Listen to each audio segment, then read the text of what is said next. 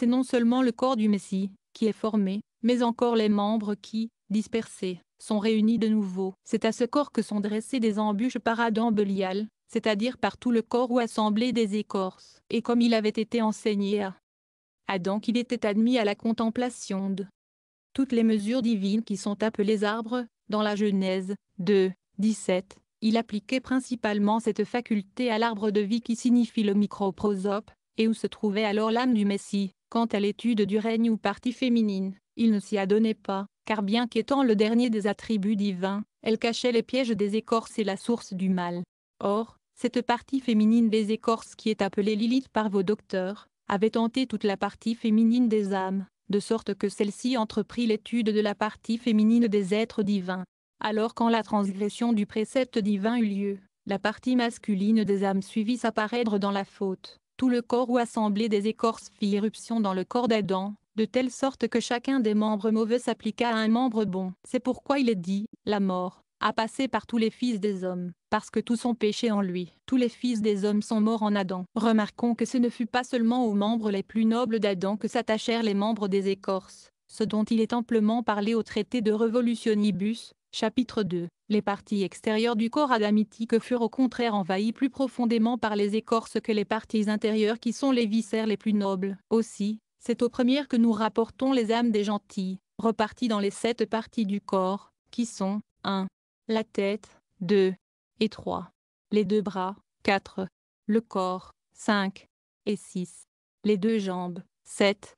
Le membre viril, et dont chacune renferme aussi 10 parties, divisées en 70 classes, ou peuples, qui sont soumis à autant de princes des écorces. Aux viscères internes, les plus nobles, nous rapportons au contraire les âmes des peuples israélites et de la foi antique. L'effet de ce désastre fut la mort, c'est-à-dire la privation du grade premier, puis chacune des âmes des protoplastes, c'est-à-dire des êtres formés les premiers, fut condamnée à quitter le paradis inférieur pour descendre sur cette terre et y revêtir un corps grossier. Elles furent assujetties à la domination de la concupiscence hideuse, au lieu de la domination de la lumière messianique. Elles ne connurent plus que les conseils du rationalisme et du sensualisme au lieu de ceux de l'intellect pur. Elles furent condamnées à la captivité sous la domination des écorces, et se taira, et se taira. Et cela, tant que durera l'immersion des âmes contenues dans le corps des écorces, à moins que par la voie de la génération ou par quelque autre moyen ultérieur, elles n'en soient ensuite délivrées. Jusqu'ici, tu t'accordes parfaitement avec nous. Essaye maintenant de nous démontrer que votre Messie est l'auteur de la restitution. Je saurai m'accorder avec vous, tout en laissant nos dogmes intacts. Lors donc que la légion entière des âmes fut sous la captivité des écorces, l'âme du Messie entreprit de la restituer par elle-même. Elle descendit donc ensuite en exil, jusqu'au grade de l'Adam premier qui était le lieu du règne émanatif. C'est ce qu'on doit entendre par le mot Shéinde, c'est-à-dire cohabitant de la gloire divine.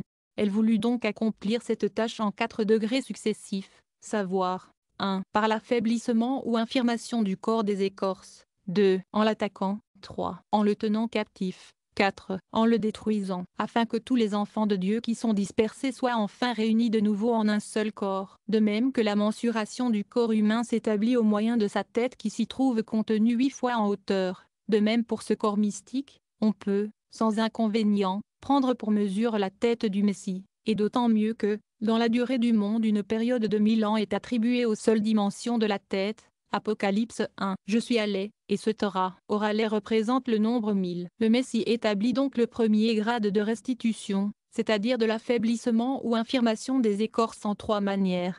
1. En extrayant les âmes, par diverses générations, du corps des écorces auxquelles elles étaient liées. 2. En séparant avec soin celles ainsi extraites. 3. En corrigeant les plus tenaces et endurcies, par diverses peines. Nous disons donc qu'il fit sortir d'abord les âmes du corps des écorces en diverses générations, ce qui fut fait, disent vos docteurs, selon la proportion du corps. C'est pourquoi vous dites, le Messie ne viendra pas tant que toutes les âmes ne seront pas sorties du corps, en sorte que les premières âmes qui furent retirées des écorces furent celles se rapportant à la tête, et ainsi de suite, jusqu'aux pieds. Et comme cette extraction concerne autant les membres internes que les membres externes, et sous la proportion de la mesure susdite, c'est-à-dire de la tête humaine, elle commença donc par l'extraction des membres internes et des viscères, c'est-à-dire des âmes les plus nobles, depuis la création du monde, ou depuis le sommet de la tête jusqu'à l'extrémité proprement dite du corps, excepté les pieds, et dans toute cette partie extrême vous confinez quelquefois Israël, comme Abraham, au bras droit et Itcha au bras gauche.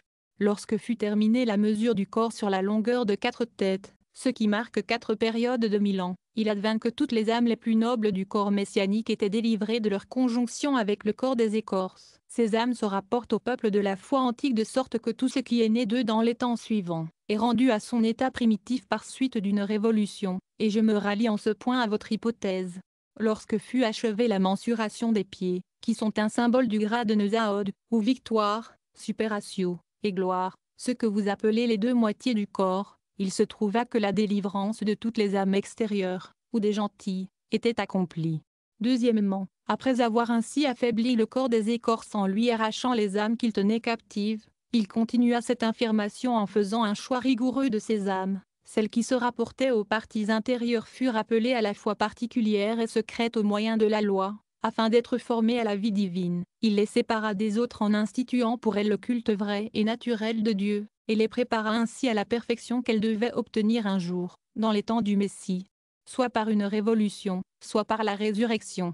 Quant aux âmes extérieures, il les instruisit au moyen de la philosophie, en les excitant, soit au prosélytisme, soit à la révolution entre le peuple de la foi. Et ceci est l'élection, appelée par vous dans le Nouveau Testament, et en syriaque, ce qui signifie le choix de ceux qui sont destinés à la foi, c'est-à-dire l'Église, tant ancienne que moderne sont donnés comme synonymes. Comme cette sélection des âmes avait déjà été faite autrefois après la chute des écorces, où les âmes avaient été choisies et réunies sous la domination du Messie, et qu'elles étaient ensuite tombées sous Adam, elles devaient être ensuite réunies suivant le même ordre, afin d'être déterminées et délimitées dans le même lieu de leur état primitif. Celles qui attenaient à la tête furent donc les premières purifiées, comme si elles avaient la forme même de la tête, c'est-à-dire par le martyr. C'est pourquoi il est dit dans le syriaque, il leur donna la première place, il les posa dans le premier signe. Troisièmement, le Messie acheva l'infirmation des écorces en infligeant aux âmes endurcies certaines peines aussi bien dans leur corps que dans l'enfer, ce qui, d'après vous, produit les mêmes effets de la grâce, car toute peine venant de Dieu est corrective, et jamais exterminative.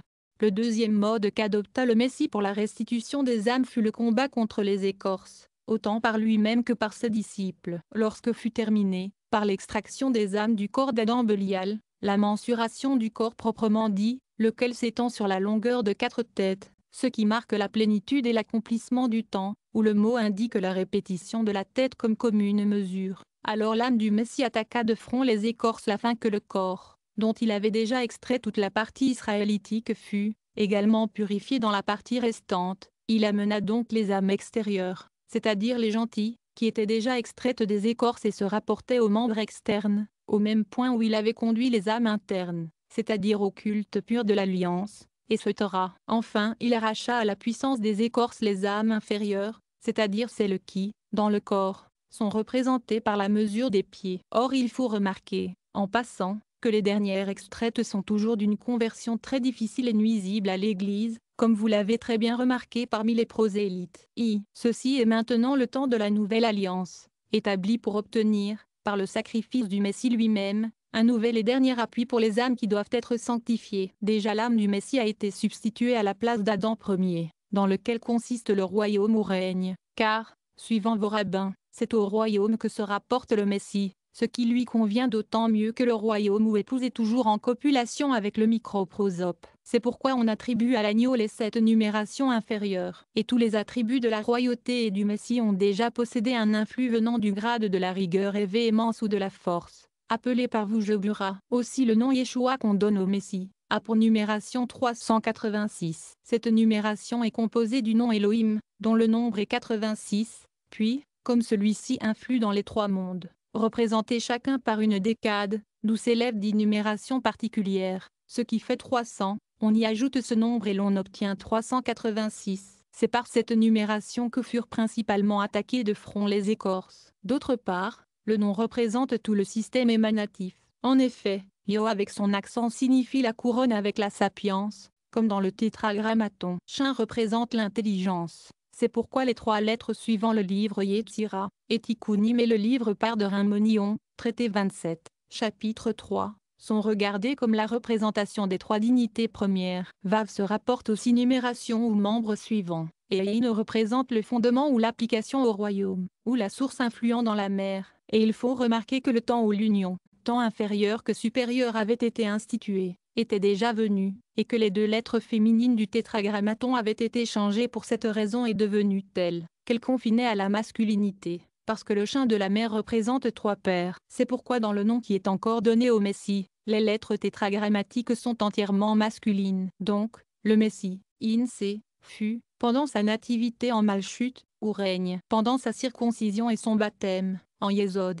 ou fondement pendant son devoir de prophète, dans les grades prophétiques, qui sont Netza, Od, ou supération et gloire, pendant son devoir royal, dans le grade du roi qui est Tiferet, ou pulcritude pendant son office sacerdotal qui se rapporte à sa passion, en Gébura, ou rigueur. Parce que c'est dans ce temps du Messie que ces grades sont permutés, et que les prêtres sont assujettis à la sévérité, et les Lévites à la bénignité, ce qui est enseigné expressément au livre des Révolutions, par 1, chapitre 23, annexe 11. Et enfin, pendant son séjour à la droite de son Père, il se trouve en Zed, ou bénignité. Le Messie attaquait donc maintenant les écorces tant en genre, et abstraitement, qu'en espèce et concrètement. Et il existe 4 principales sortes d'écorces, sur lesquelles on peut voir Pneumatica Kabbalisticae, traité premier, qui, dans Ézéchiel 1, 4, sont appelés Nega, ou splendeur, ce qui se dit indifféremment du bien ou du mal, le feu, la grande nuée, et le tourbillon venant de l'Aquilon. Idem 3 Rois, 19, 11 et 12, où les mêmes sont encore désignés sous les noms suivants: la voix subtile et silencieuse, le feu, le tremblement de terre, et l'esprit grand et fort, renversant les montagnes et brisant les pierres. Comparé Genèse 1, 2. Dans les écrivains de la Nouvelle Alliance, elles sont appelées 1. La matière, ou chair, 2. Le péché, 3. Satan, et 4. La mort, dont nous remettons l'application à un autre temps. Or, le Messie attaqua particulièrement chacune de ces écorces et apprit à ses disciples à les attaquer pareillement, afin que l'armée entière de ces écorces fût, pour ainsi dire, environnée et assaillie. La première lutte que livra le Messie fut contre la matière, ou chair, lorsque par son amour 1. Il descendit vers nous, 2. S'abaissa, 3. Guérit ceux qui étaient tourmentés par les écorces, 4. Subit les douleurs de la passion, 5. Ascendit dans la gloire, L. Il descendit, non souillé par la concupiscence de la chair, que vous appelez Jezerara et enseignez être inhérente à toute génération, mais par une fermentation prolifique suscitée en la Vierge Marie par l'Esprit Saint, ce qui peut s'appeler la première révolution de la mer, parce que le péché, ayant été introduit dans le monde par une vierge, le salut devait naître également d'une vierge.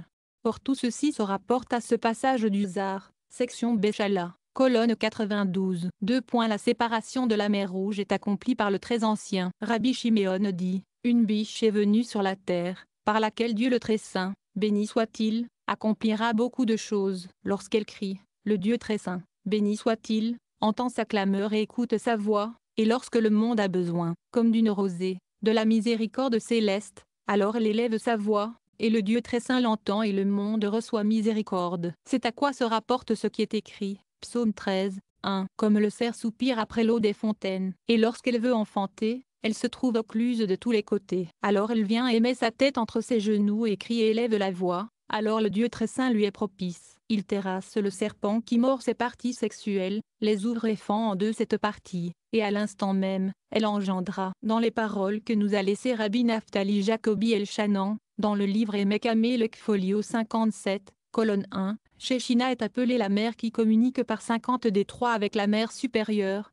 et ceci est la mer profonde et la fin de tous les grades. Et c'est elle qui est la Vierge dont la matrice est étroite et qui est aimée de son mari, et sa virginité lui est rendue après chaque union charnelle. Non pas qu'elle soit semblable en ceci à la mer suprême, le grade supérieur au microprosope qui est toujours en copulation. Mais Shechina a soin que par lui-même soit fendue en 2 cette partie, ce qui est le mystère de la scission de la mer Rouge, et alors fut engendré le Messie. Et c'est du très saint ancien que dépend que la mer soit divisée en 12 tribus, et que par cette séparation, l'influx soit reçu en elle. Or, lorsqu'il est dit de la biche qu'elle est occluse de toutes parts, ceci signifie qu'elle engendrera dans la douleur, Genèse 3, 16. Et les écorces sont désignées ici, et tout ce qui suit s'accorde avec les allégories de nos sages. Savoir que cette biche n'aurait jamais engendré si le serpent n'était venu et ne l'eût mordu à l'utérus, ce qui le rendit étroit. Et par la biche il faut entendre Malchut ou le royaume, par le serpent qui la mordit, l'écorce, et se taira, par le temps où elle fut affligée des douleurs de l'enfantement, il faut entendre le temps qui a précédé la venue du Messie, et sautera,